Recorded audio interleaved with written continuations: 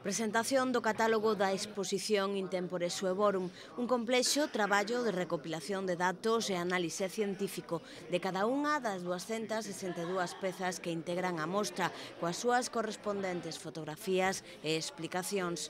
Este traballo dun importante equipo de persoas terá continuidade.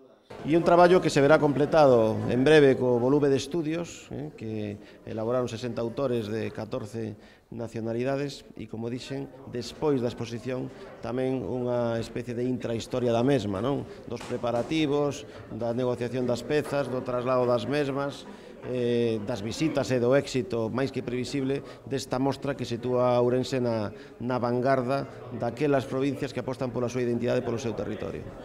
O catálogo estará presente nos 3 centros expositivos que albergarán a mostra e nas librerías galegas. A maiores, a exposición ten a súa páxina web na que se poden consultar todos estes datos e descargalos sen problema algún. Bueno, creo que non hai excusas para non estar. Está ao lado da casa, está aquí en Ourense. Van ser moitos os visitantes de outras provincias, de outras comunidades autónomas e mesmo de outros países que se acheguen aquí. Vai a levar para ello unha serie de conferencias científicas, 6 conferencias por reputados especialistas. Vai a ser obxecto da grabación dun DVD que se porá tamén nun canal como National Geographic.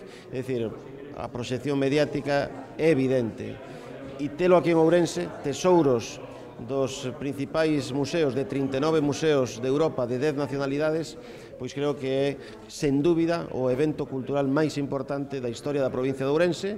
E neste ano 17, no ano 18, vivimos aquí, foron os nosos antepasados, hai 1600 anos éramos o epicentro do primeiro estado de Europa, entón eu creo que hai suficientes motivos para achegarse, para disfrutar e para vivir unha experiencia única, porque, eso sí, este é un fito irrepetible. Nin se fixo nunca antes en ningures, nin creo que se volva a repetir.